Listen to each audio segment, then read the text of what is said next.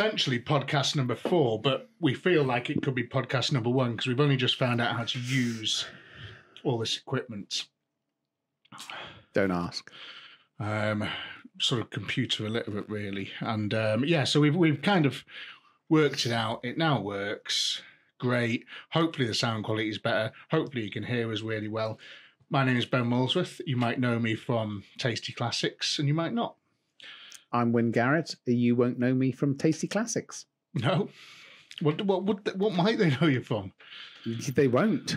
Well, unless they've ever been shot down by an... Well, have you ever Googled yourself? You've Googled yourself. Every night. Every night, Google I feel myself. like we're talking about two different things. Anyway, just to see if anything's been added. Oh, okay. We are talking about the same thing. Yeah. You know, I come in. I think I come up in about 4 10K races from 2007. That's it. And just the results and a LinkedIn profile. What is LinkedIn for? It's a fucking load of bullshit, isn't it? LinkedIn. Well, yeah. I work in the corporate world, and a lot of people are very excited about it. But how the longevity of that platform is a mystery, isn't it? Yeah, I've never once been anywhere near it or used it or anything. And like, I've had like one person message me saying they were from it, and can they see my profile? And I was like, I'm not even on it. We're coming at this from a different angle. So I've got 500 connections on it. What does that mean? Is that like Facebook friends? Yeah. Right, okay. Yeah, except that it's all really serious people who do interesting jobs. Interesting. Jobs, as far as they're concerned. Yeah. And it's a way to get a job in a specific field. So if you're in aviation, then there's going to be hundreds, thousands of people in the aviation world. So you're going to say, yeah, so I've done all this stuff, man. And it's there, and people can see you, and they will contact. I've been contacted from a headhunting sort of point of view. So is that its end goal then?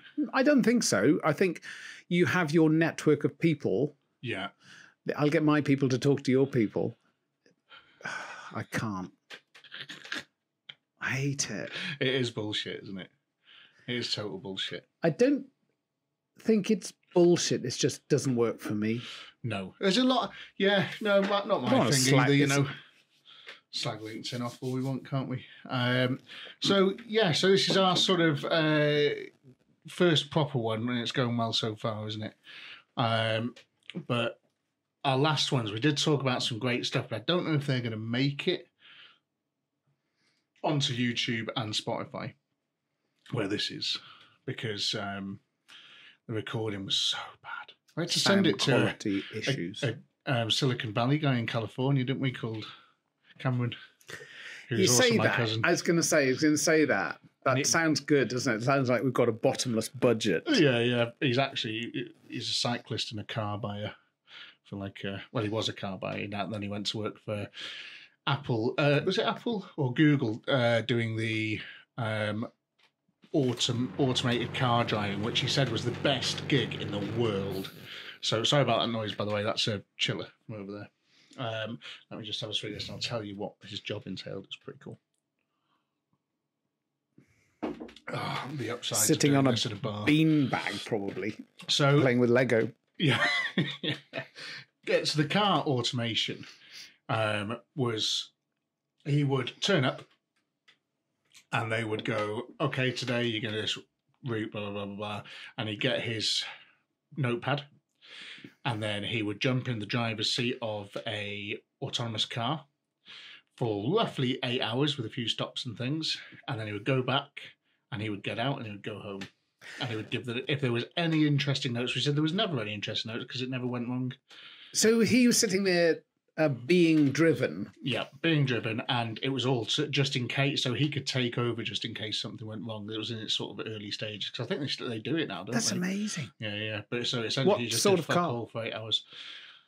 Never got actually into what it was, the actual car that they used. It's probably like a Chevrolet Bolt or something, or is it a Bolt? I don't know what they call them, but something shit and cheap, no doubt.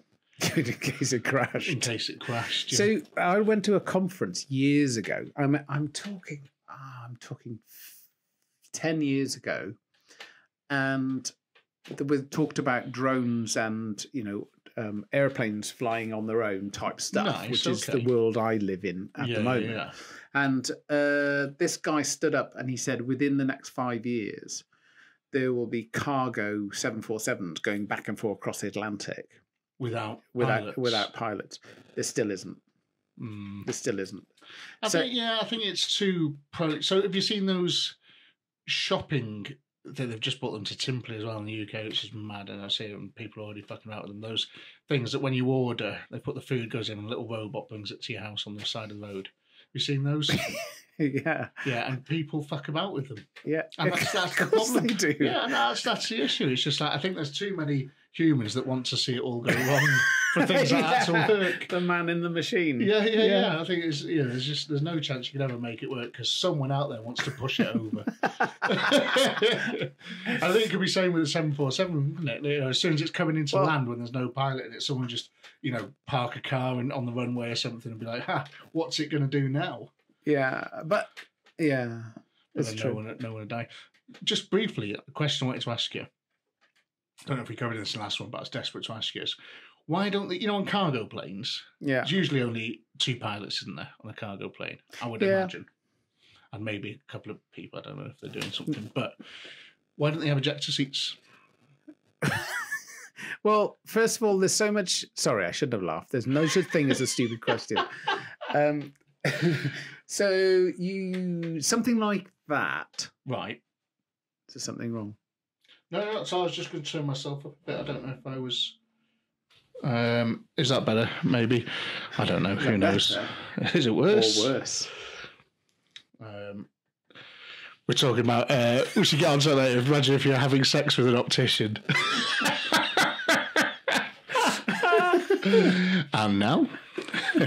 And now. And this one. It's not funny. It's not funny. It's quite funny. So we've got it in something like a Boeing 747. Yeah. Which a lot of the cargo planes are. I'm talking about. So they're converted passenger planes, aren't they? Yes, of course they are. Yeah, exactly that. So I watched sort of a documentary the other day, and they pay something like 18 million or something to convert one from a passenger plane into a cargo plane to spend the rest of its life as a cargo plane, which I didn't know. But I'd be amazed if they don't purpose build them as well, because they're all. It's not just 747. There's all sorts. Yeah. But there's so many redundancy systems on something like that. They don't suddenly go, it's only for cargo, so we'll just put some wire and string and you can just fly it all the way, mate. So there's, you don't need to eject out of an A320. So you won't need to eject out of a 747. It's got 4 engines. It's got backup hydraulics. But they do crash, don't they? Very rarely. Very rarely. Yeah. It is. I'm going to sound like an advert, but it is the safest form of travel. When it goes wrong very badly. Yeah, very badly. And there's fuck all you can do about it. And I think that's the, nothing. That's the difficulty, isn't it? Because if you're in a car crash, for example, and you started to slide off the road, there's a few things you can do about that, depending on how fast you're going and if you've still got any sort of type of control. But if you start sliding off the road, 20,000 feet up in the air, you're fucked, aren't you? Yeah, because you talk about ejection seat. They don't even have parachutes, do they? Unless you're in a film. Oh, God, so of course, because that could be the thing. Instead of an ejector seat, they would, if they knew it was going wrong, they'd have time to walk to the door, open it and jump out. Yeah. Like Tom Cruise. Yeah. Why don't they do that then? Because they don't need to. There's too much redundancy, too much safety in the system. Yeah. It's just not going to get to that point. I think if I'd want to have a parachute, though. Just you. Well, so you've been sitting in row 13G. Why 13G? Well, it's a random seat number. Oh, so it might be like the safest seat on the plane. Sitting way too far forward in your seat. Yeah. Uncomfortably, because you've got a massive parachute at the back. Yeah. Full of silk. But, I think, if you'd, I don't know, it'd be cool. And sometimes you could, I don't know, if you were just feeling a bit like crazy one day, you could just go, jump out. I'm getting off here, boys. Yeah. So you just like no problem about decompression, or everybody else might not have any oxygen, or you just get out. Would that be a thing? That's hugely a thing, yeah. If you're really high up? Yeah, because there's no... So the cabin is pressurized to like a certain amount to keep you in an environment that's okay for a human. But there are... And that pressurization changes depending on how high you are up in the air. Don't quote me on this. I don't know about big airplanes, but it certainly keeps you... That's why your ears pop. Yeah, when you're coming into land. Because they're changing the pressure. They're coming back to just a normal ground pressurization. Interesting. So, yes. I told you last time about the hill in going down into Death Valley, didn't I? Oh, yeah. Yeah, with the ears popping. I had to stop because my head felt like it was going to explode. Hang on. Going down. Okay. All right. You went down very quickly indeed. Yeah. Well, just coming in from San Francisco into Death Valley. Yeah. So you're going up into the mountains where it's all snowy and stuff, and then you're coming into this, dry desert.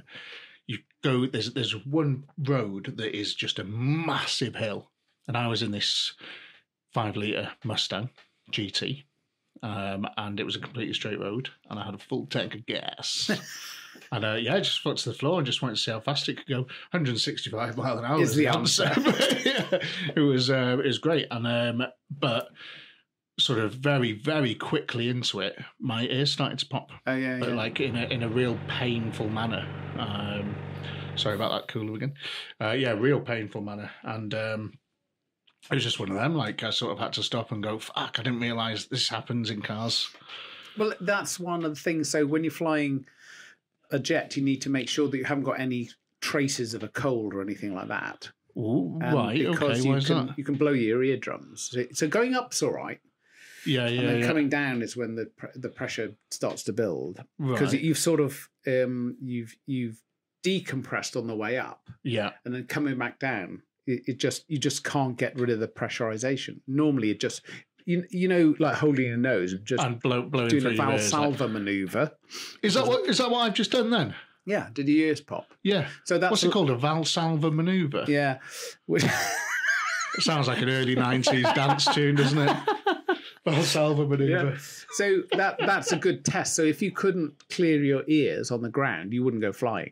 And I have ignored that and gone flying, and it's horrible because I was flying on my own. It's sort of fine because you start to come down and go, oh, this is horrible. So you go back up again where it feels fine and just come down really slowly, a little bit at a time. But I've had the sinus. This is weird. Just remembered this. The sinuses, which like go above here, it's just like capillaries, and it's just like yeah. So but it's full of crap. But so there's little pockets of air in there. They were like making little like popping and cracking and like squeaking noises like in the front of your head. Bloody hell. That's not good, is it? No. So at that point, just stop, pull over, get out. That's exactly what you do. Yeah. So what... Okay, so the thing about decompression... there is a very... I can't remember his name. People will know... some of the guys on here will know who this was, but there's a very famous golfer who's in a private jet. If you think of the aluminium tube of a private jet, it's not very big. Yeah. So if it decompresses, it happens really quickly. Right. So like all the oxygen's gone, and you better get that oxygen mask on. That drops down. That thing. Like do yourself first before your children. So if for example, what's the, you're cruising at what, is it 20,000? I don't know how high. 30,000, 40,000. In a little, some of these little biz jets go up to like 50,000 feet. They're amazing. Okay. Is that to stay out the weather and stuff? Out of the weather. Yeah. Which is definitely a big part of it. And above all the airways, all the sort of people going to Malaga. All the riffraff. Yeah, the riffraff. Oh, that's awesome. Price out the hoi polloi. That's so cool. But as a result, when it decompresses, it happens really quickly. And if you don't get that... So when you say if it decompresses, so for example, if you were to kick the door in or shoot a gun... Yeah. Wow, nice. Yeah. Well, fire a cannon through the fuselage. You can have what's called an explosive decompression. Right. And there is no oxygen there. So what happened in this particular business jet, nearly got the name of the golfer, they had this citation flying along at X thousand feet, don't know what, wasn't responding to any air traffic control. Right. So they scrambled some American fighters who went up alongside. Yeah. Everybody's dead. This thing's on autopilot. Whoa. Everybody's... so you get hypoxia, which is it's a lack of oxygen, basically. Right, okay. You get hypoxic, but at those altitudes, it happens very quickly, and the crew will have oxygen masks as well, obviously. But it would have been too fast for them to realise what was happening. They didn't get it. They didn't get their oxygen on in time. Everybody on board absolutely stone dead, and this thing's flying along. It's like, oh... Like the Mary Celeste of the sky. Yeah. So obviously, if you're one of those fighter pilots, at that point, are you thinking to yourself, and say if you've got another, qualified pilot behind you, are you thinking, is there a way that one of us could jump onto that, get inside? Yeah, because it's decompressurized anyway, isn't it? So and then get in. What your own personal oxygen system? Then it's like minus 40 degrees or minus 100 degrees. No, it's a good idea, but it's a shit idea. I feel like give it a go. How do you get out? Even what do you do? Eject? It's like how do you can't. Is there no other way of? No. Well, you can on the ground, but if you undo the canopy, sort of release the canopy, it's just going to get ripped off. Yes, do that. So you rip the canopy off. So let's go through this, right? So you're there. Are you above? Are you below the what do you call it? The business jet. The business jet. What was it called? Citation. Yeah, citation. So if you're in a fight jet and you've got a guy behind you who's ready to fly that citation, and you've got to get him into that. So you're going underneath. You're above. So is he going to blow the canopy off? And is he going to climb out and drop down? I don't think you could drop down because you'll fly off as well, wouldn't you? Yeah. How fast are you going on autopilot? Can you see how this isn't? None of this is your idea is working. Anyway, no, it could. I've got a feeling because they can fuel planes in the sky, so they can tether two planes together. Oh God! Only if they're doing this down there, It's totally fucking doable. Only if you've got an in-flight refueling system. Get Tom Cruise which a citation doesn't have. So, what we did used to train for is to recognise, because if it's an insidious like lack of oxygen, if you've got a blockage or your oxygen system isn't working, something like that. Yeah. They used to put us in a chamber. That's a decompression chamber. Yeah. Like if you've been in a submarine. Exactly that. Yeah. So it's exactly that. So it used to be at North Luffenham and now it's at Farnborough, I think. I can't remember. So they used to say, God, that's good, isn't it? Okay, guys, no beer tonight and nothing. Don't eat the following foods. So we go stuff out. that have got bubbles in it. Yeah. So like arrows. You can get like really painful like gas trapped. So we go out and get wankered and have a curry. Obviously. And what you do, you sit in two rows facing each other with an oxygen mask on, and they bring the altitude up slowly. And there's literally people monitoring you. So you've got medical people looking at you, and there's normally a doctor inside as well. Bloody hell! And they put the altitude up and up. And then when you get to, I can't remember, 35,000 feet or something like that, one at a time, what they do is they get you to take your oxygen mask off. First thing is like how much it stinks in there. Because everybody's been farting. Yeah. And is that something to do with the process, or is it just because everybody farts? You just do.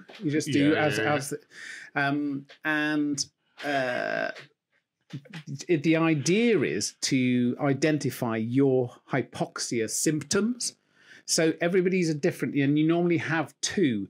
So mine are I get tingling in my fingers. Nice. Okay. Yeah. Like pins and needles. Yeah, exactly like pins and needles. Not everybody gets that, and people can get confusion. There's a range of symptoms, but they also give you like a child's toy to play with, and you go, this is stupid, isn't it? And so if you just come back, if I come back one, and you're looking at a mate of yours who's taken his oxygen mask off, Right. what happens is they get fixated on what they're doing. So you'll have a little, like a Fisher Price toy. We go like you hold it up like a ball, and there's lots of different shapes to go in the holes. Yeah. Square pegs, round holes. Yeah. Yeah. And what you're supposed to do, and you say, do that puzzle until you feel your hypoxia symptoms, and then put your oxygen mask on. And you'll be watching him, and he's going, just like putting the thing in the hole. And very quickly, he'll be getting like a round one. He'll be trying to put it in the triangle one. And you're going, I knew you were thick, mate, but this is stupid. And some of them will start laughing. Yeah. And they look at them, and he'll say, number 4, put your oxygen mask back on. Wow. And he'll be going... Sounds amazing. It sounds amazing. Go at this. Yeah. Because euphoria is one of the symptoms. Wow. And they're getting euphoric. And sometimes they'll say, put your oxygen mask on. And they'll go, oh, shit. And they'll go, oh, yeah. But some people don't. And one of the Americans I was on flying training... You can see why they wouldn't. It's like, give us another 10 minutes. Yeah, but I've literally seen people head down trying to do a really simple 4-year-old's puzzle while somebody puts their oxygen mask back on, and they go, oh my God, back in the room. It's amazing. And the other thing they do is hold a colour chart. Yeah. So take your mask off, hold a colour chart. This is one of the early things. And you're looking at it and you go, what's your point? Put the oxygen mask back on, and it's like all the colours pop. Wow. So it all goes grey. It's scary, though, isn't it? Yeah, it's scary. What really it can interesting. do to you, yeah. Bloody hell. So anyway, you're... Sorry, what's so boring? So you're in the jet. Oh, Jesus. Yeah. And your guy's behind you. And you've got to get this plane under control. Because say, for example, there's some people in the back and they've got to be saved because they're not dead. It was only the pilots and they can't get in there.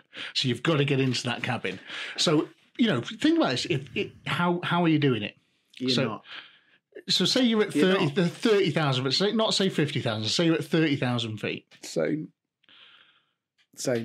And there's how fast are you going, first of all? How fast is that citation going? I don't know, 0.8 Mach or something. Oh, fucking hell, that's quite fast, it's isn't fast, it? yeah. What's that, like 600 mile an hour or something? I can't remember, something like that. I can't remember. It depends. So the Mach So I put my hand out the window of my car when I'm doing, say, 70. Yeah. And it gets blown back. Yeah. So at 600, I'd imagine that it would get blown back at quite some force. It's going to rip your arm off. Yeah. Oh, fuck. So you're looking at some sort of mecha suit. Yeah. That's what you're looking at there. Yeah. Some sort of mecha suit, that's going to hold everything in place. Because you were talking last time about those trousers that stop you shitting yourself when you get... Anti-G trousers. Anti-G trousers, that's don't it. stop you shitting yourself. They do a little bit as well, though, don't they? They do a little bit. Yeah, of course. Yeah, well, it would do it if it's squeezing you. Yeah.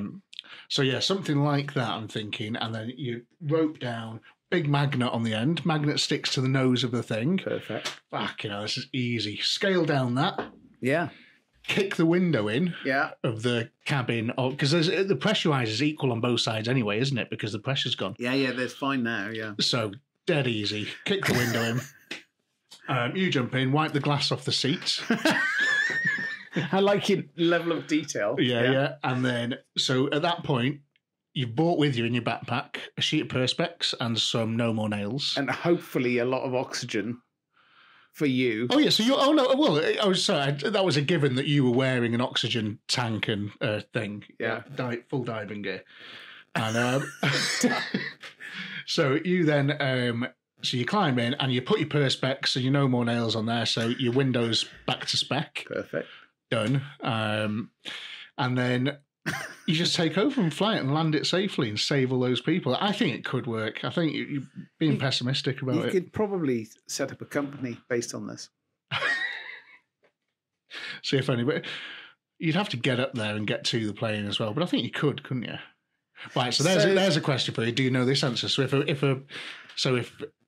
if you're in a citation at 600 mile an hour, yeah, and you get the call that you need to go up and meet that in your fighter jet. Because I was interested in this the other day because I was watching a they call it a dashboard on YouTube. Dead interesting.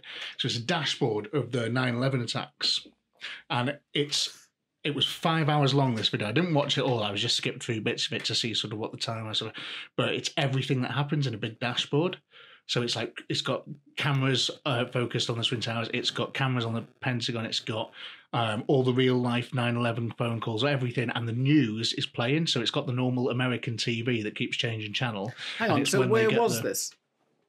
What do you mean? What do you mean a dashboard as in, so somebody's put all of the media, all the bits together on a perfect timeline. Oh, I see. So interesting. Wow. So interesting. So there's a bunch of it where they were scrambling jets to go up and meet them. And it's just dead interesting because they were there very quickly. Yeah. So if your citation's going... going... That's called QRA, Quick Reaction Alert. That happened. So around the UK, there are typhoons at Coningsby and Lossiemouth. Right. So if anything approaches our airspace, those guys are sort of suited and booted, ready to go, and they run out of the airplane and they're gone. They can be airborne in just a few minutes, and it happens a lot because they with Russia and things and stuff. Yeah. So that's very normal. So all Western, all countries probably with air forces have QRA, but certainly America does. Yeah, that would have been some F-15s or F-16s or something like that at the time. So say this is obviously, you're going to have to give us a rough answer here. So say if it went roughly over where you were, it's doing 600 mile an hour away from you, you've got to get in your jet and get off and catch up to it. You're talking less than 5 minutes before to catch it. Well, what happens is it's a big... Because if that's doing 600 and you can do... What's the fastest you can do in a thing? Well, something like a Typhoon being got Mach something. So it's going to be supersonic. So a lot of the time this happens... And you'll see a press release subsequently from the RAF saying that boom you heard was a quick reaction alert launch of a Typhoon fighter from RAF Coningsby in Lincolnshire. And so they are cleared for an unrestricted, fast as lightning, off you go, because they need to get there.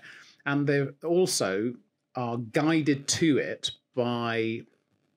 fighter controllers. So you think of air traffic control, but there's also another network called fighter controllers who are based around the country with radar systems, and the fighters are talking to them.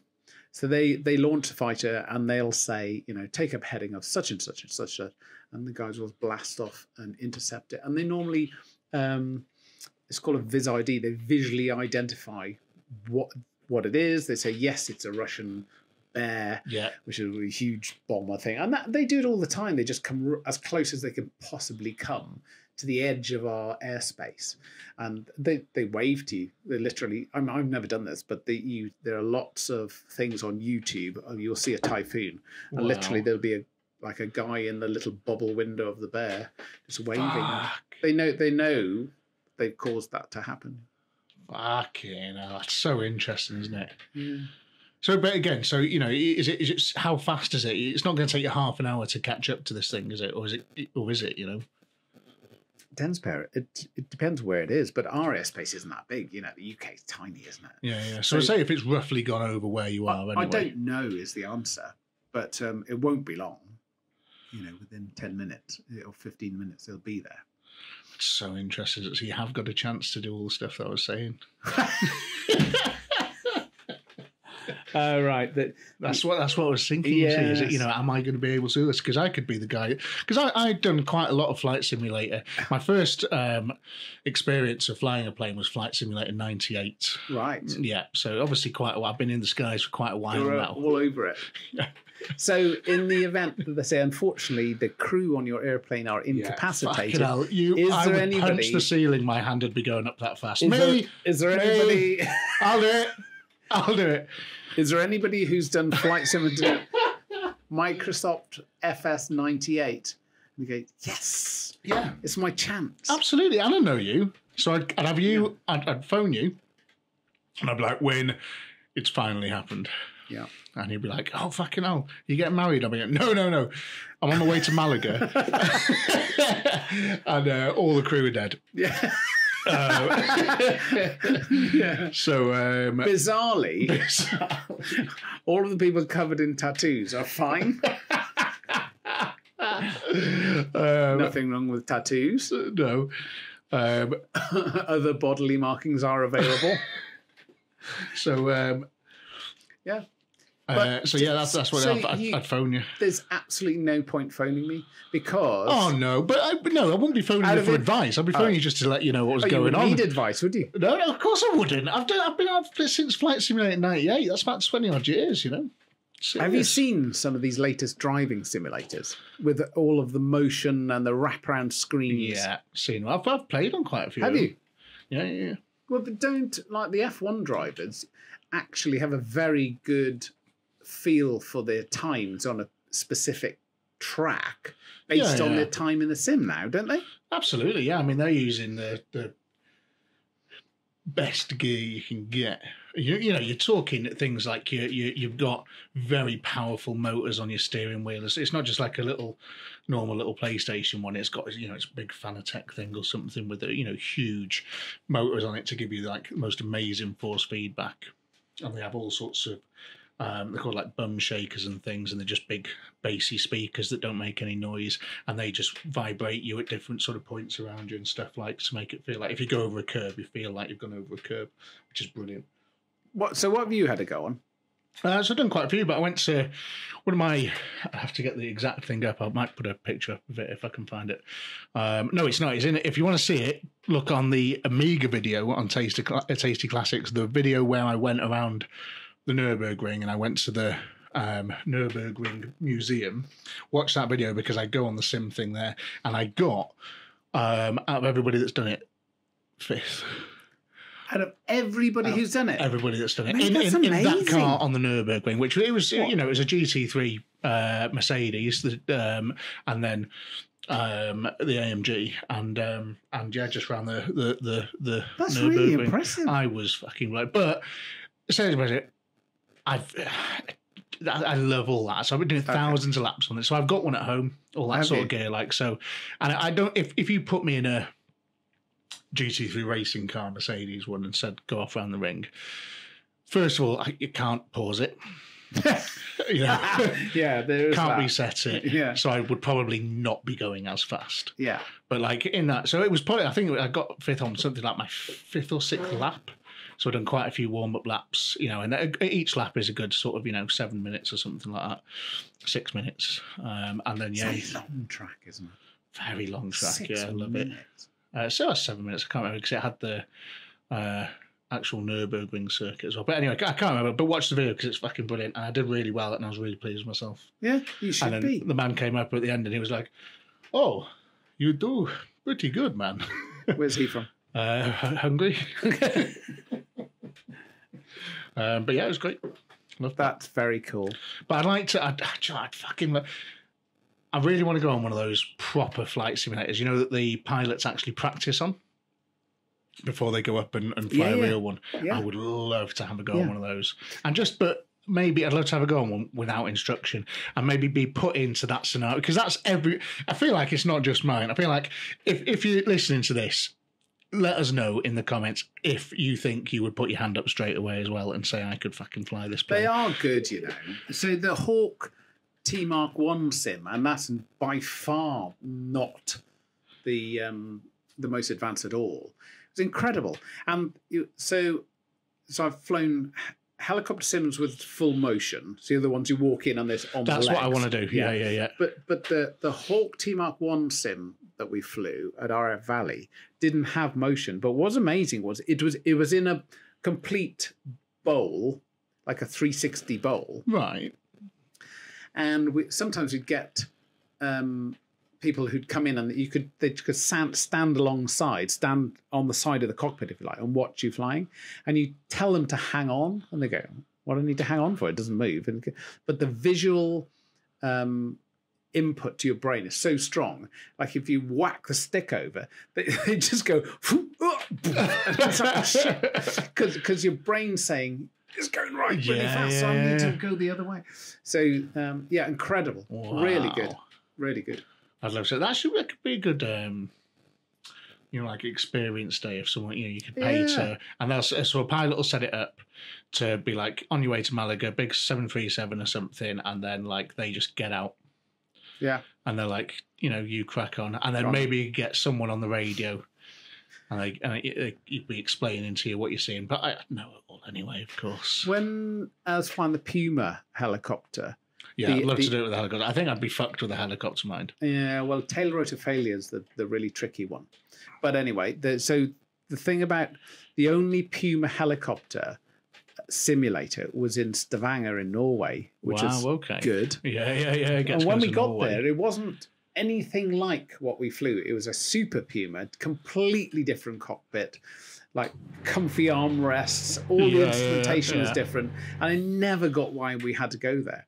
But because it was in Norway, when I was the Puma maintenance test pilot at RF Benson, I persuaded OC Operations, who I worked for, that because I flew lots of air tests and things, and I needed to practice emergencies, everybody went once a year, but I persuaded him I needed to go every 6 months. Nice. Like that a lot. Yeah. Like really that a good. lot. Yeah. It was so much fun. What was your food and drink allowance per night?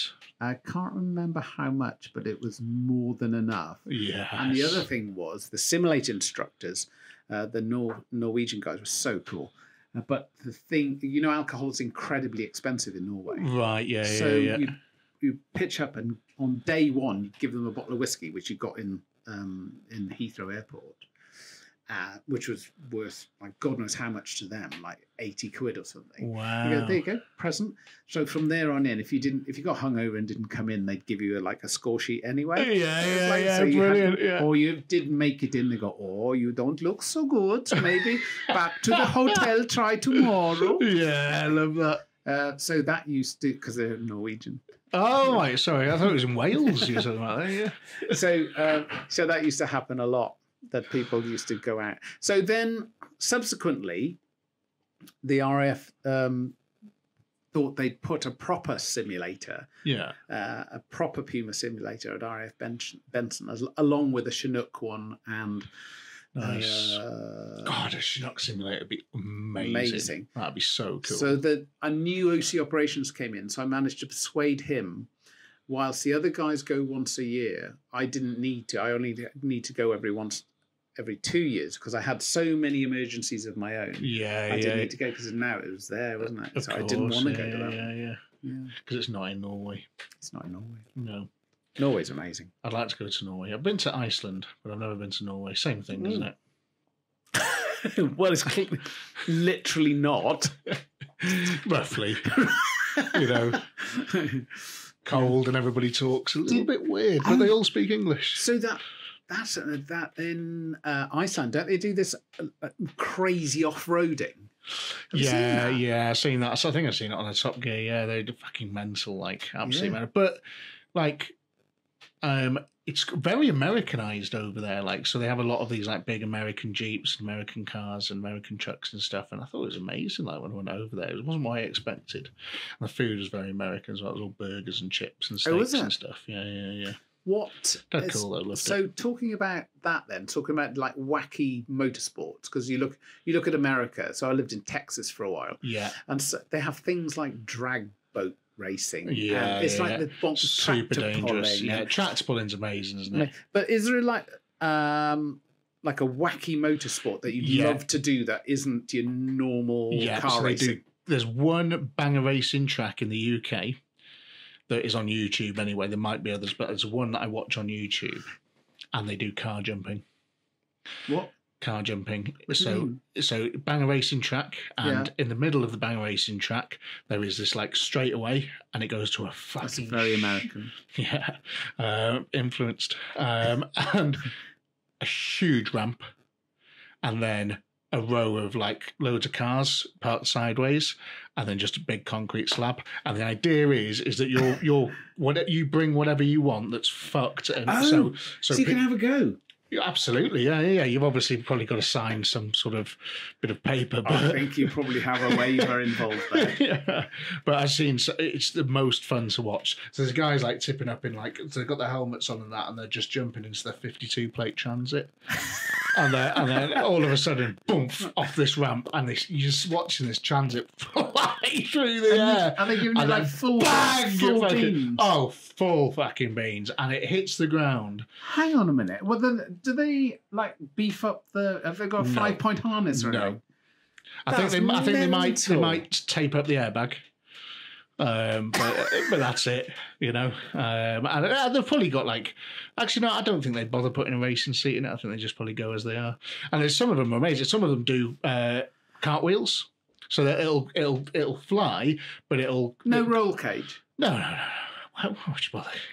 You jump in a fucking car, you're fucked either way, aren't you? And the last thing you want is a bar of a fucking roll cage in your neck, isn't it? Poorly welded roll cage, because they all will be, won't they? No one's going to put like a proper safety devices one in there. So what's your optimum car for that then? Do you something really slow? No, like something a daft Variomatic. So you just plop off the end. Drop off the end of the ramp. Something really sort of heavy and fast. Yeah. You know, if you had any car in the world, it'd be like a big AMG Merc, wouldn't it? So something like an S500, you know, as in the big saloon car 500, you know, big 5-litre thing. And you just fucking take off, man. And then just watch everybody, it will be double glazing, smashing in the car. But some of them, when they land, because obviously the weight of the engines pulls them down. Yeah, well, let's go to talk They about land that. on the nose and they start flipping, and they do about 3 flips, and it comes to rest. And then these guys just get out and they're like, "Hey, did it!"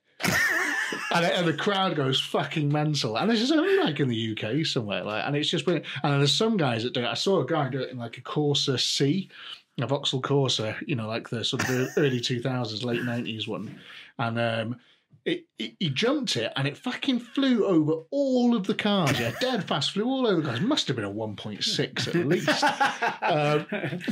Flew over all of these cars, landed bang on the concrete. Yeah, and he drove, carried on driving, went back round the track, back over the ramp again. No, it carried on. What do you mean landed on the concrete? Is it just like a flat pad, or is it a ramp? There's no ramp going down. It's just a big flat pad. Oh my God. So you're hitting it. So the Corsa smashed into this thing, but fuck knows how, just kept on driving. And this guy just he studies himself. Didn't kill me. Yeah. Back round again. Fuck, it's so good, man. That so sounds good. Barking. But that's one off. Have you seen in Belgium they have reverse racing?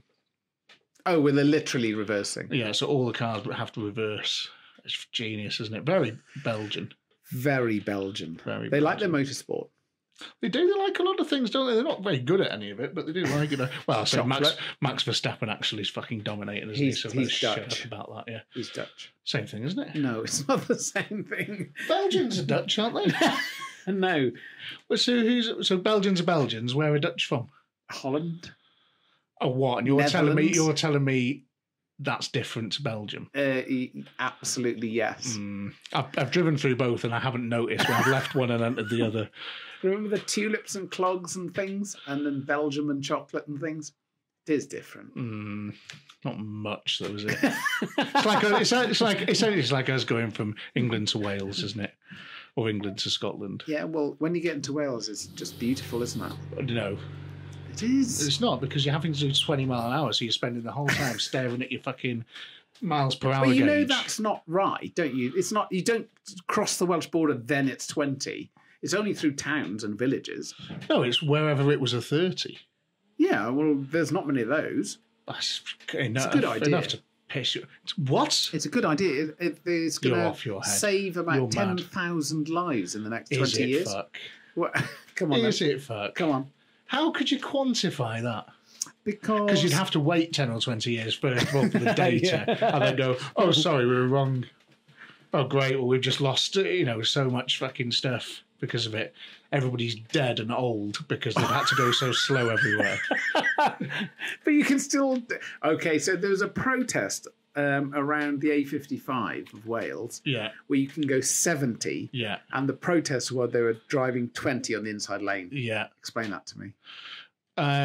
Not across the whole Yeah, thing. it wasn't a very big protest, was it? There's about 9 cars turned up to do that. So, I wouldn't too worry about that. Condemn the whole nation of Wales on that one protest. So on other things about cars that trigger you, then. So electric cars, how's that going? So we did touch on electric cars and what I thought about them in the last one or the one before. But essentially everything I was saying is coming true. And I called it. I fucking called it. I knew it. I knew it'd all happen. Was it the 1st of November today, isn't it? 1st of November, and the bottom has fallen out of electric cars. 2023. So there you go. So I called it maybe, I don't know, in 2015 or something, when they all started to make Nissan Leafs and things. And I was like, well, this is a shit idea because they've tried that before. And guess what? It didn't fucking work. And now everybody's realising, yes, it doesn't work. And it only works for a very small amount of people. I say very small, a percentage of people, probably not very small. There's probably quite a few people it does work for, but the vast majority, I would say, doesn't work for. So what's happened to make you think that, it's not working? So first of all, there was I can't remember the news outlet. They did a big piece on how, and they went to all these main dealers. In America, this was. So I went to all these main dealers. And the big story is that they can't sell the electric cars that they've got. Okay. So they can't sell them. So you're talking... All models. So you're talking Mercedes, BMW, Volkswagen, Audi, all these other things that they just can't sell these electric cars. So people are walking onto the pitch. They're walking onto the showroom.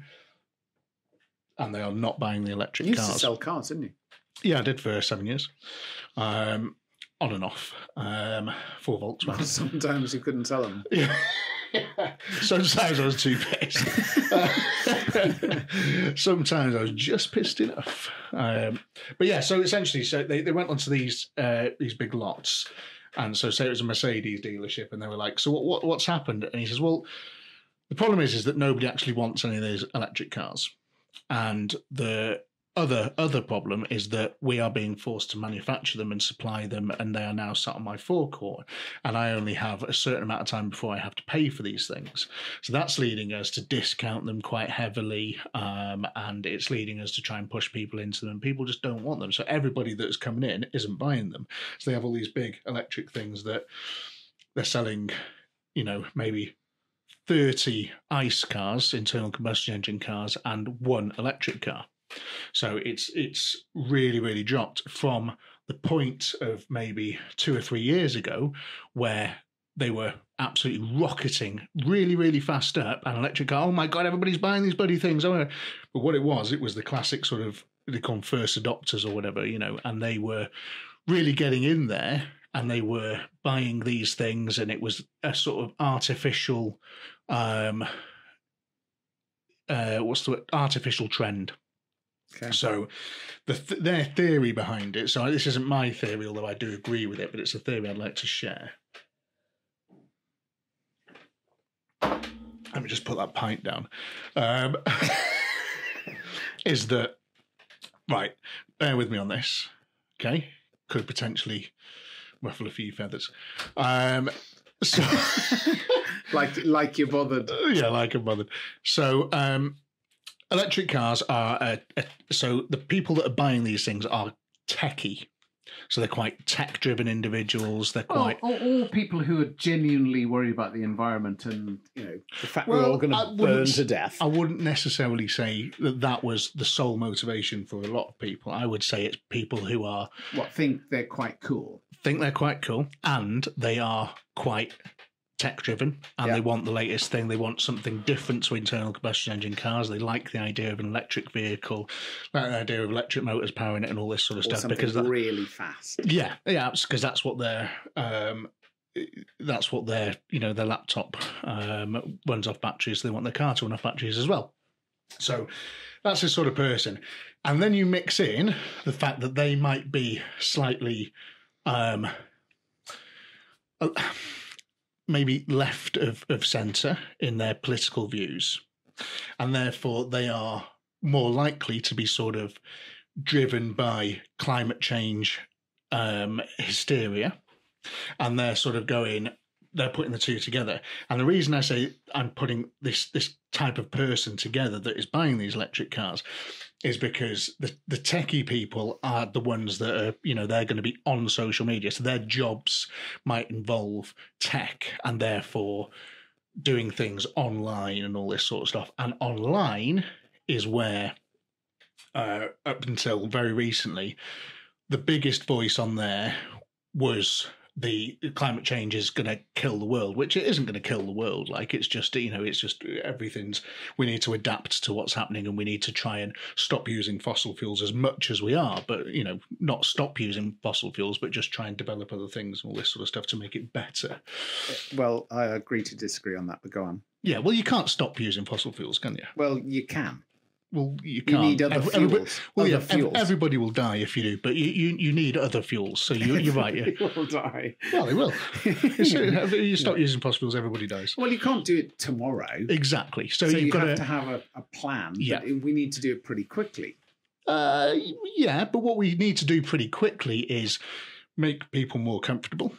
In the meantime, make our ability to fight hurricanes and fires and all that sort of stuff, we need to be better at doing all that sort of stuff so people don't die.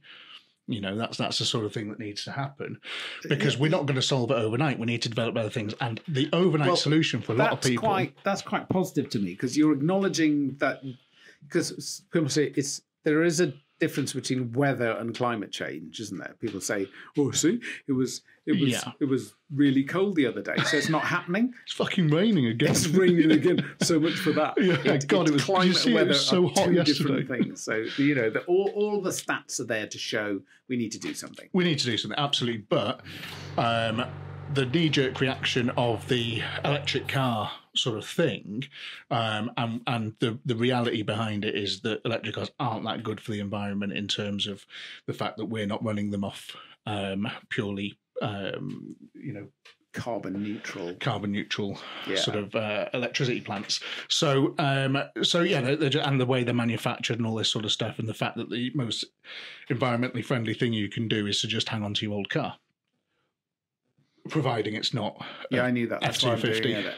That's what I'm doing. So yeah, yours is a great example. Yours is a fantastic example. It's like, did you say you're not doing it?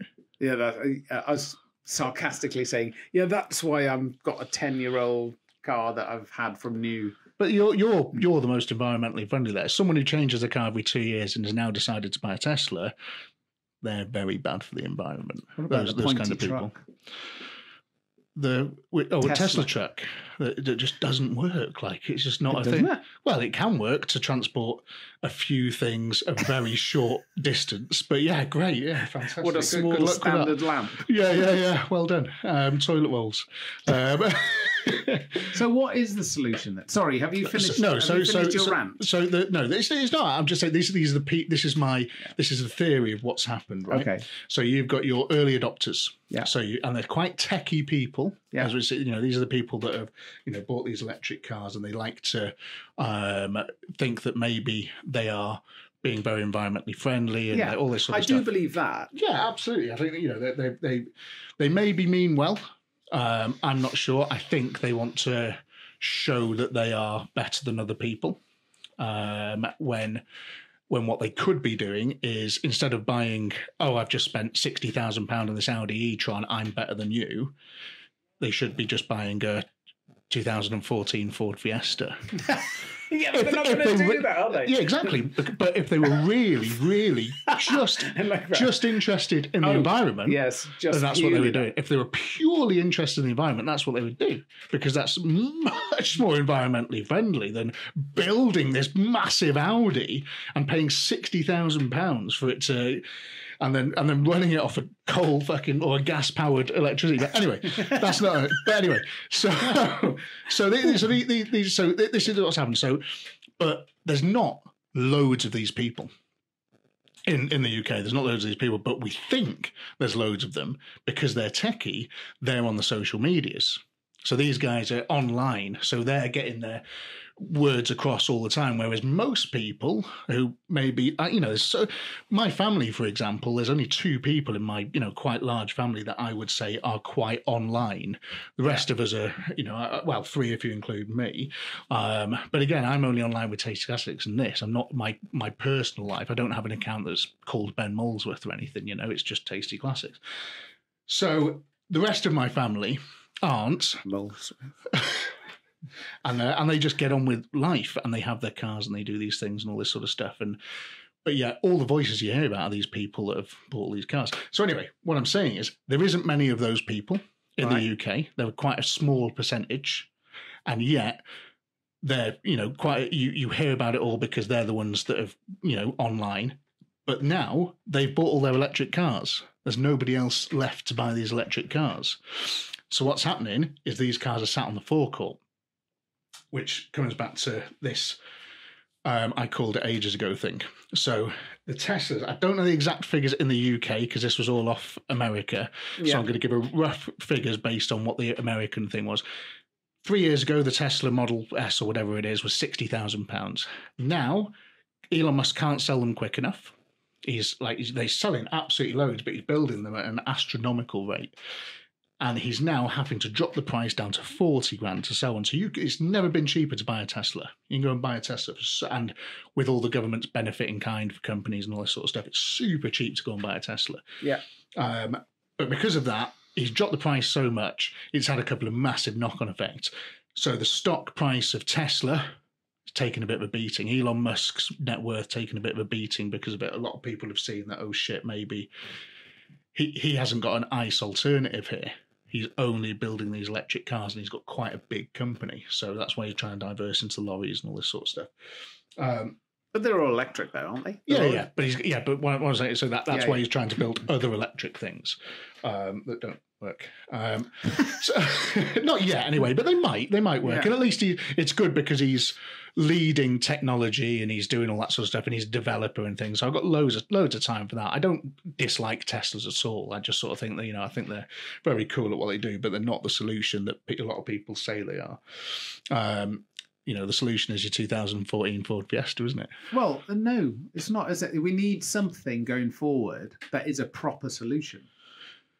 Yeah, so as you mentioned before, hopefully it's going to be your alternative fuels, your synthetic fuels, which would be a dream of mine.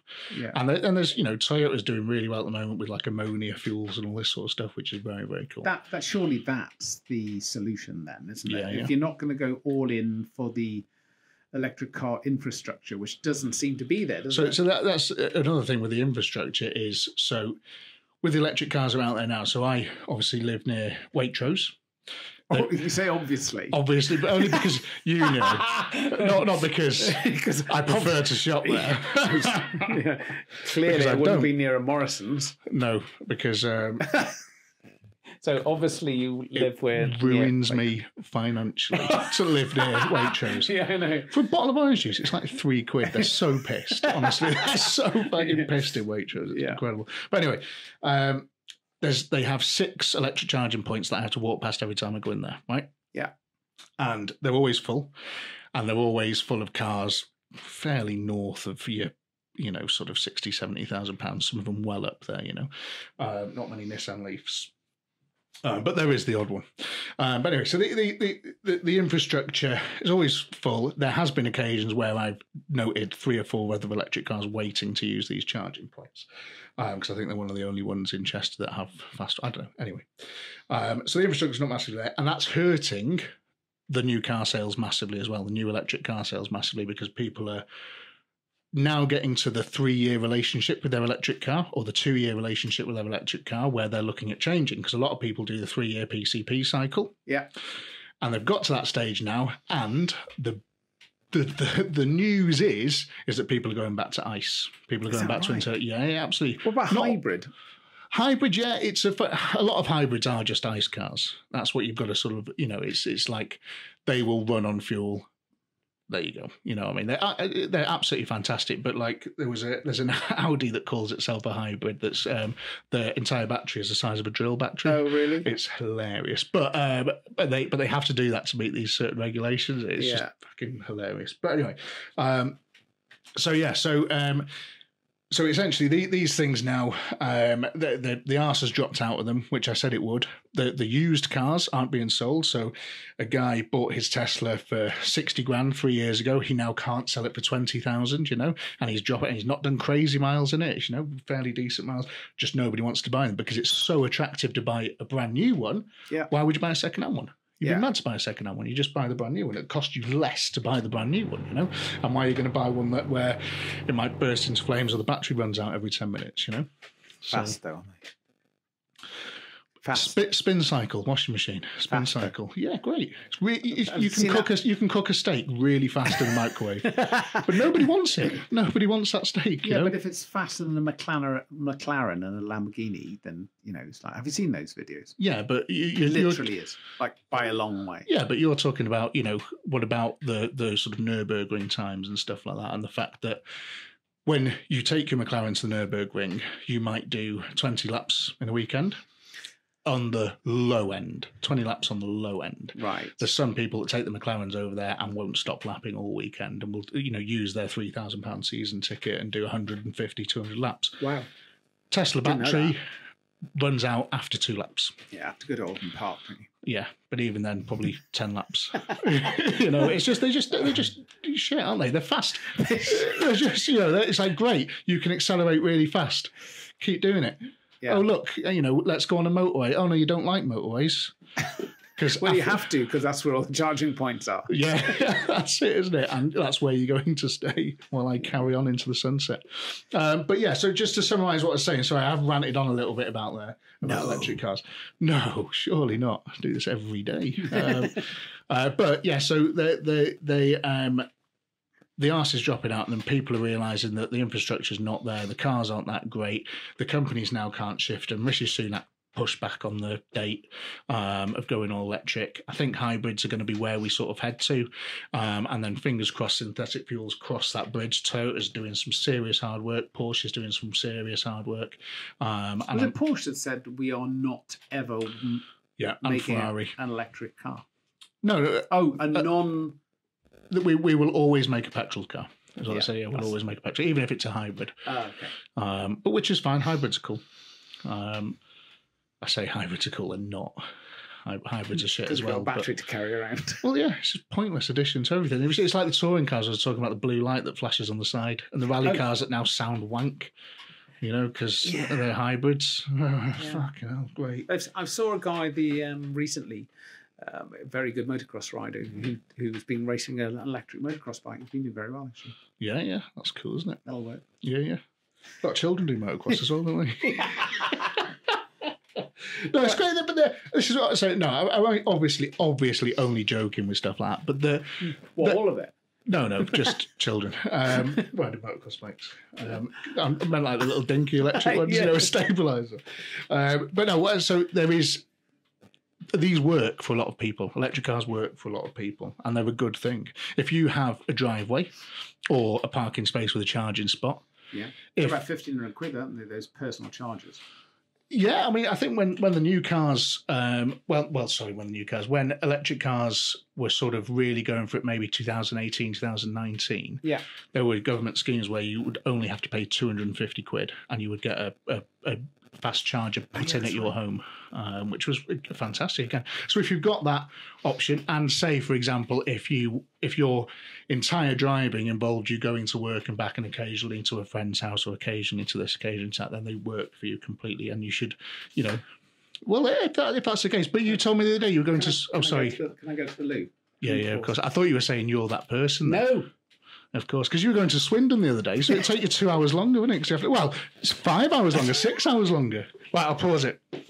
Right, we're back. Let me just open this Wild Horse Brewery Buckskin Lager. Oh. Not sponsored by. Wish we were. Yeah. Well, you never know. So that was... sorry about that rant, but... Well, I just love it when I'm fucking right, No, I'm joking. It's just fun. It's just interesting to see what's happening at the moment. And, you know, prices. The market dictates a lot of stuff, doesn't it? So it's interesting to see what the market does is usually what's actually happening. I do get it. Yeah. But I don't know. It's based on nothing, but surely we're going to get hybrid fuels. I can see it. I've got some friends of mine working on a hybrid aviation fuel, because of course that's massive. Oh, wow. Okay. Yeah. So I don't know the specifics of it, but you can imagine... You've got all these airliners like flying back and forth. They're on about the ozone. It's like we probably need to solve that. Yeah. So they're working flat out trying to sort that out. So it's coming, isn't it? When you get a market-driven reason to do something, it does. Humans are quite clever, aren't they? Absolutely, yeah. If you're pressurised into it financially or something, we tend to be able to. But that's when things can get a little bit sketchy as well. Like, do you remember Dieselgate? Yes, with the catalytic converters.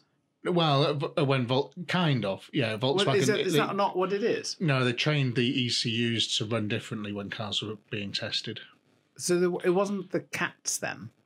I'm not 100%. I think it was just basically when the cars... You've owned a Mercedes between 20... Which you have, haven't you? Which I have, yeah. I get them all the time. Yeah. But yeah, just do you ignore those things? I always do. Oh, absolutely. I mean, you probably get a grand, 1,500 quid if you went down with it. You probably would, yeah. No win, no fee, but it's just a load of bollocks, isn't it? Well, who gives a shit, like? Yeah, rather do the lottery. This is it, isn't it? Work for a fucking living. Yeah. Yeah. I just want to briefly. Oh, sorry, go on. No, I wanted to briefly say. Tasty Classics, so cool. Yeah. Imagine Tasty Classic aeroplanes. That'd be good, wouldn't it? Classic aeroplanes. Yeah. Trouble is, they have got to work.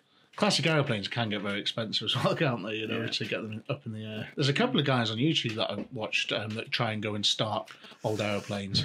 Yeah. And then they go through these companies and say, right, how much would it cost us to get this in the air? And they're like, 60 million. Like, okay, maybe not. So I'll tell you what the next thing for me is. Come on. Potentially. So, obviously I moved into Chester not so long ago.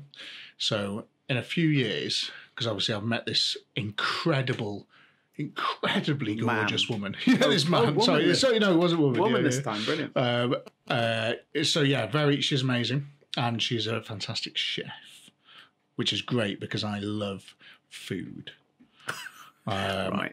And so the next thing I want to do is, your 5-year plan that you sort of look at, I want to move out of Chester again, somewhere near the workshop, near Tasty Classics workshop, Tasty Classics HQ, and get a little bit of somewhere that's got maybe a little bit of workable land. What do they call it? Something land? I don't know. Well, like a small holding.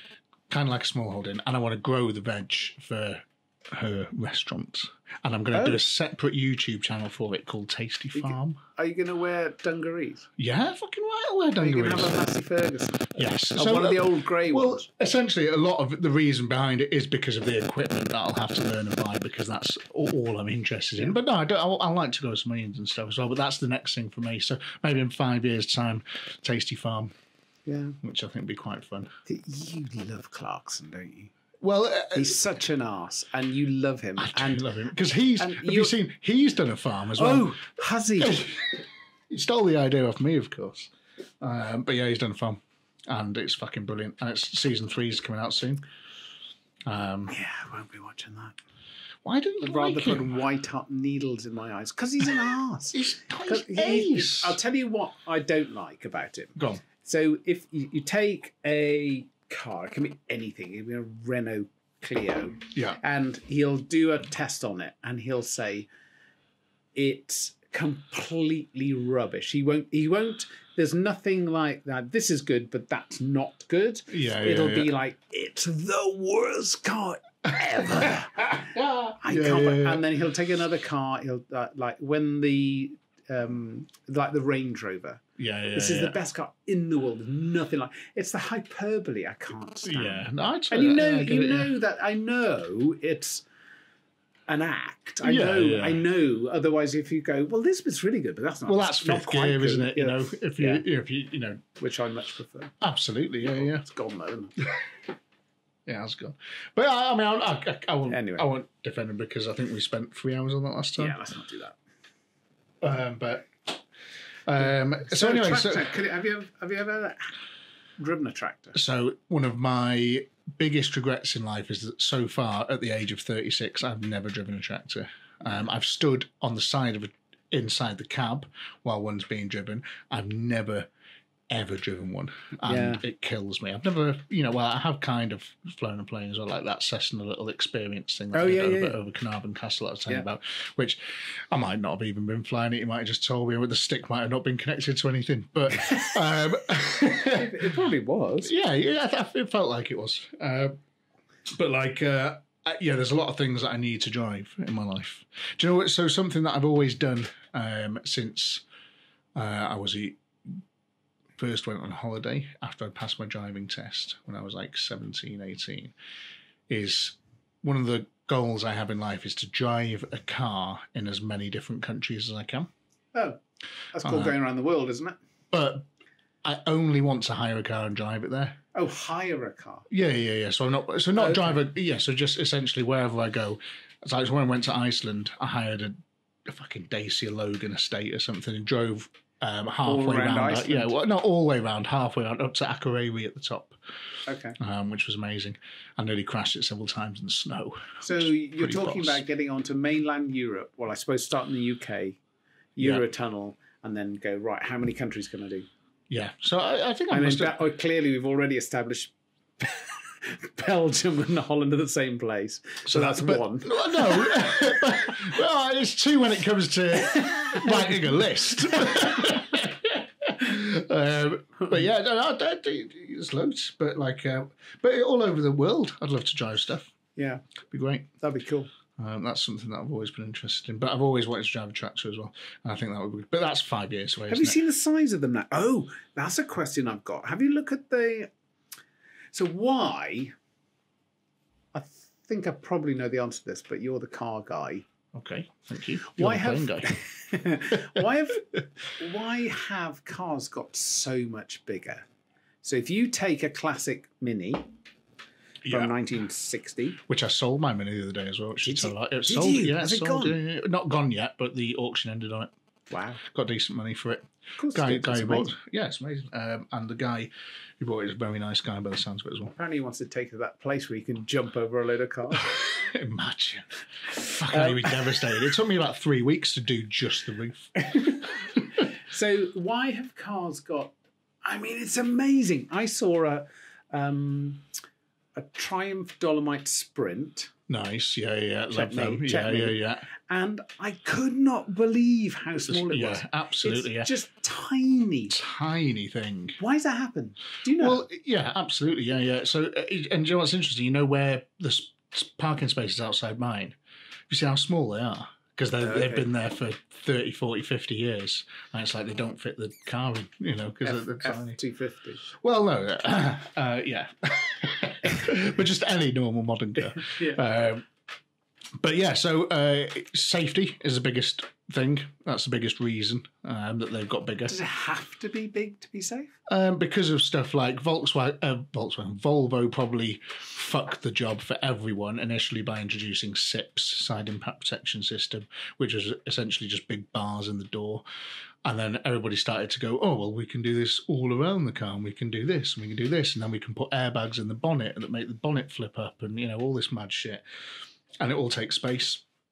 And then the government were like, oh, yeah, I like all that, but what about if you hit a pedestrian, you've got to make the front end of your car soft?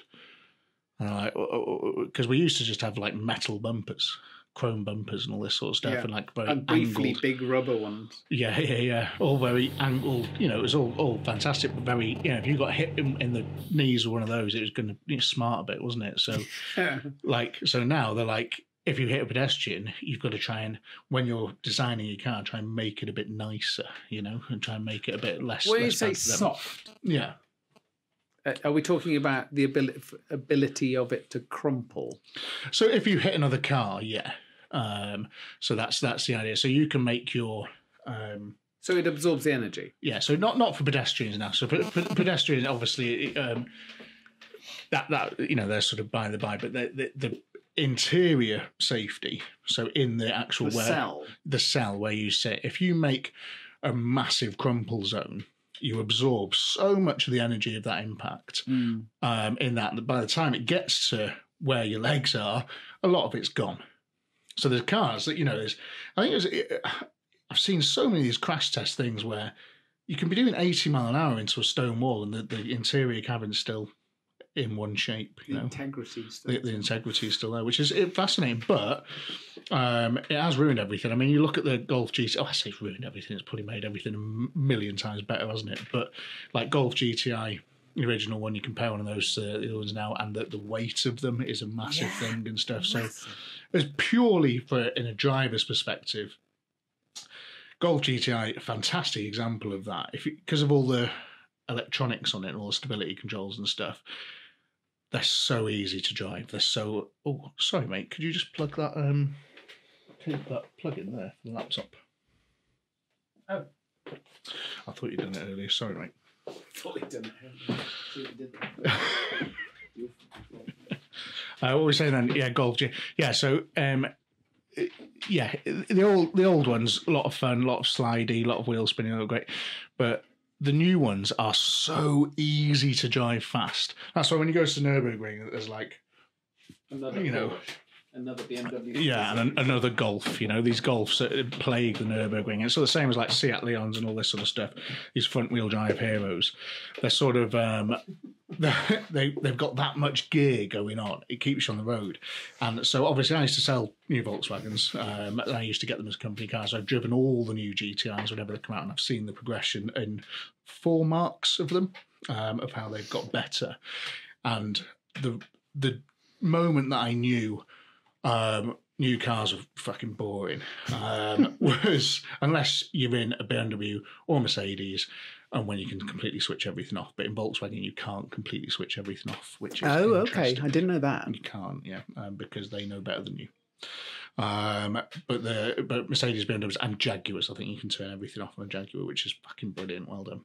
And obviously, quite a lot of the big sports cars and stuff. You can, a lot of the supercars. Anyway, so what about the rest of the VW Audi group? Is it the same for all of them? Yeah.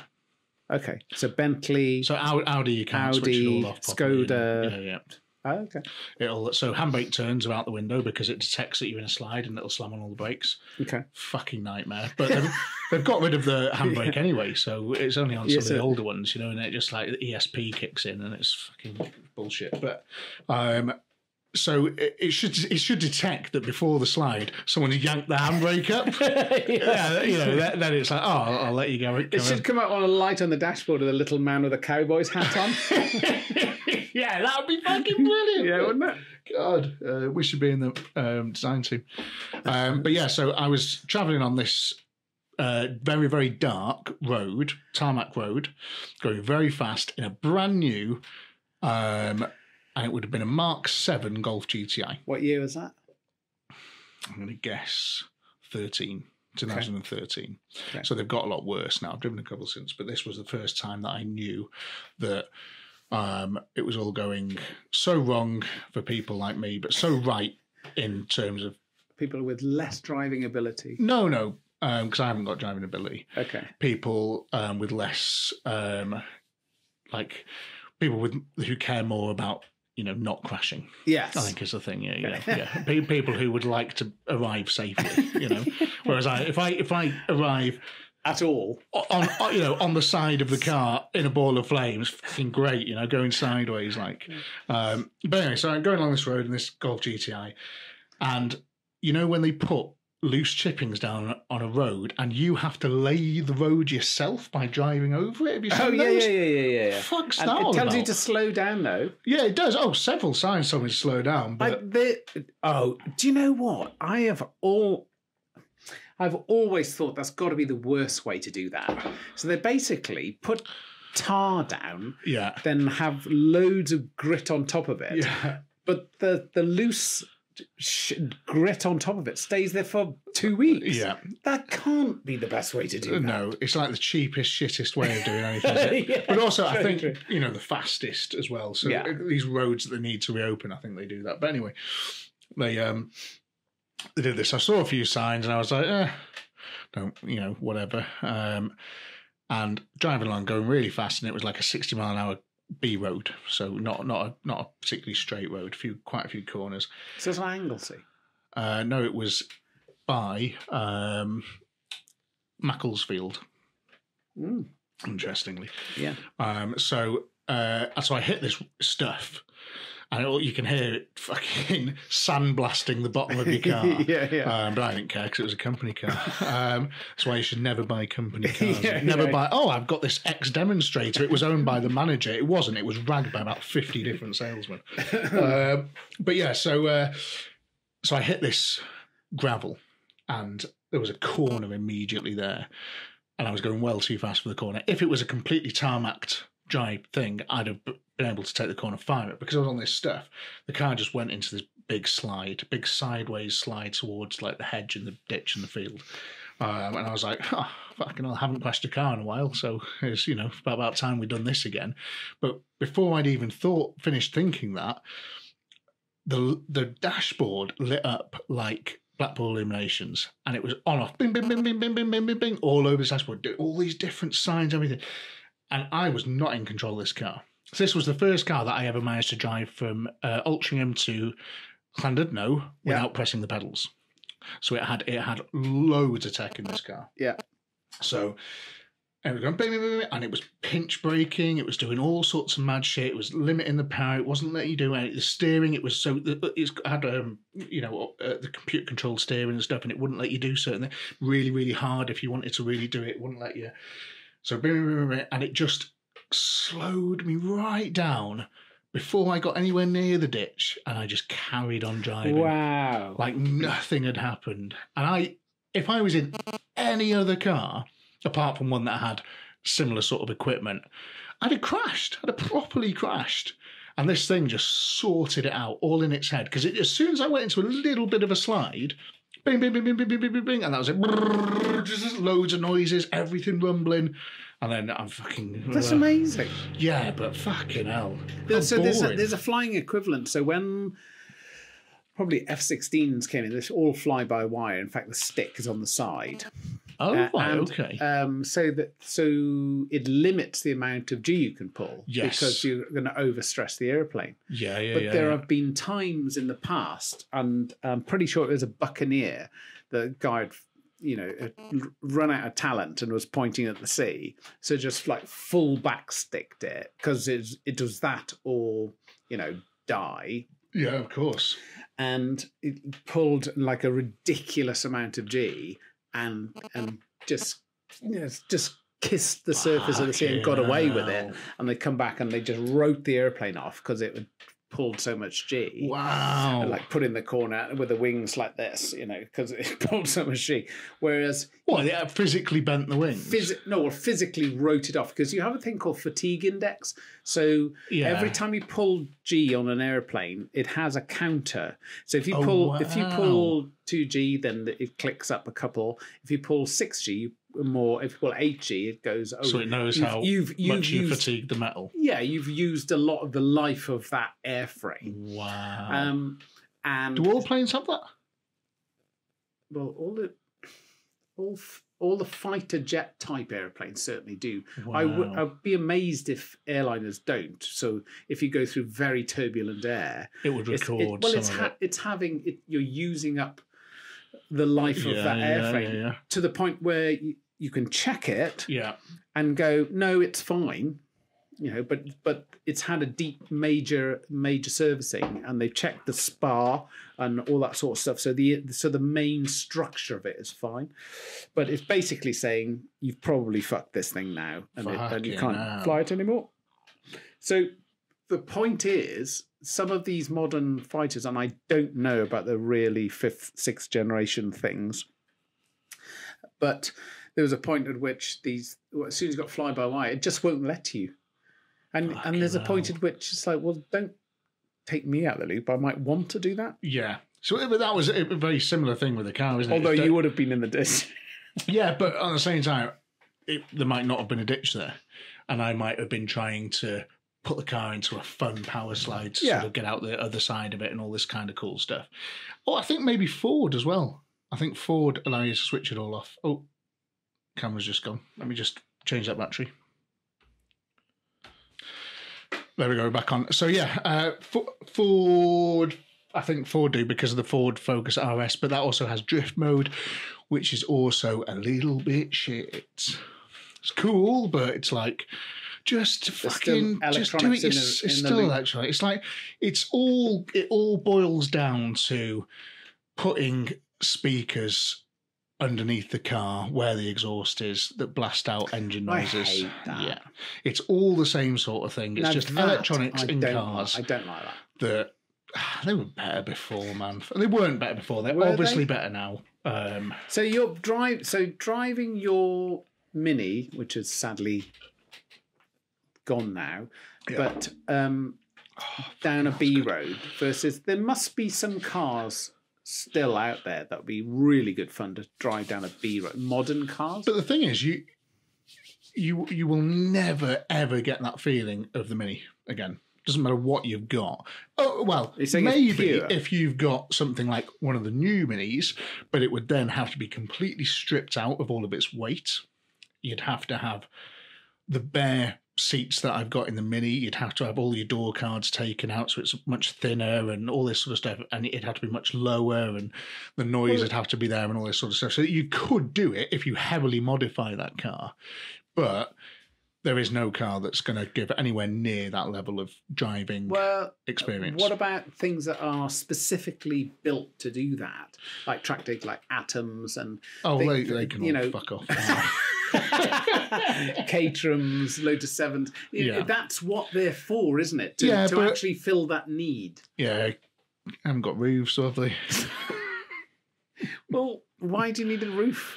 Because the Mini I could use as a daily. The Mini I could do anything like that. You can't use any of those as a daily. They're track day, specific cars, which is great and they are fun. But I think I'm talking about your Golf GTIs. Really, I'm talking about your stuff that's got, that is your hot hatches and things. Which again, Peugeot 205 GTI, man, what a fucking wicked motor! I had a 309 GTI. Oh wow, such a good car. Gorgeous thing. Yeah. I had a 405 SRI. Amazing. So that was on the Nürburgring. That was fucking brilliant. Visceral. Yeah. Did you have a suit hanging on the little thing behind your head? No, but that would have been funny. That would have been funny. There's a great picture with it. I can't remember what it was. I think maybe a Noble M12 behind me as I'm entering the carousel. And it's just such a juxtaposition of cars. It's fucking brilliant. I do note that I'm in front in that scenario there as well. Yeah, briefly. Briefly until he fucking flew past me. What about that Track Mon? That's good, isn't it? That's great, yeah. Love it, yeah. I think we talked about this. But Anglesey Track. Yeah. Yeah, it's great. Do you mention, was it you that told me the reason they couldn't, it was you, wasn't it? You said the reason they couldn't do the BCCC was because the fucking lane was too thin. Will not widen the lane. Yeah. Interesting. How depressing is that? I know. That's Welsh farmers for you, isn't it? That's all them in one bucket. Oh, yeah. I love doing that. What about have you ever been to an air show? Yeah, I've been to a few air shows. Real's quite a big one, isn't it? So I've seen a couple of those and things. Yeah, but like the proper one, you'd love Duxford. Right, okay. Or North Weald, where they have you remember I sent you that video of a Merlin engine on a test run, and it's got a stubby exhaust, isn't it? Because that's all they need. Yeah, and it's doing it at night with this blue flames coming. Yes, and the noise is unbelievable. But wouldn't it be better if that was electric? In that specific example, probably not. Yeah. We should probably wind this up, shouldn't we? We should probably end it there, shouldn't we? Merlin electric engines. Yeah. Maybe that could be the title for the Merlin Merlin Spitfire electric Spitfire. No, because people might think it's a Triumph. Yeah. Because there probably is several electric Spitfires that people who mean well have completely fucking ruined. Would an electric Spitfire have won the Second World War? Exactly. This is it, isn't it? Would electric anything win the Second World War? Well, I think the Enigma code-breaking machine was electric, wasn't it? So, all right, electricity has got its place, hasn't it? Up Bletchley. Yeah, just get it out of my fucking cars. Good place to end. Yeah, thanks very much for listening. Thanks very much for watching, if you've been watching. And a couple of things, if you can do as a favour as well. Don't ask for much, do we? Let us know what you thought of this podcast, because we're still very new at this. We're still learning the fucking tech behind it, let alone actually working out what we're going to talk about. So we're still full of shit and just, doing doing as best as we can. Let us know if you're enjoying it. Let us know if there's anything you'd like us to talk about. Wynne is very, very clued up on all sorts of planes and helicopters. So if there's anything you want to ask Wynne, type it in the comments and we'll discuss it, that'd be really cool. And on Spotify, if you are listening on Spotify, if you can jump out and give us a rating or add us to favourites or whatever it is that you do on Spotify, that would really help us as well, get a bit more noticed. And if you're on YouTube, subscribe. That's the biggest thing. It only takes 2 seconds. It doesn't cost you anything. So whereas this takes probably 4 hours and costs us an absolute fucking fortune. Yes. There you go. Sounds good. Bye. See ya.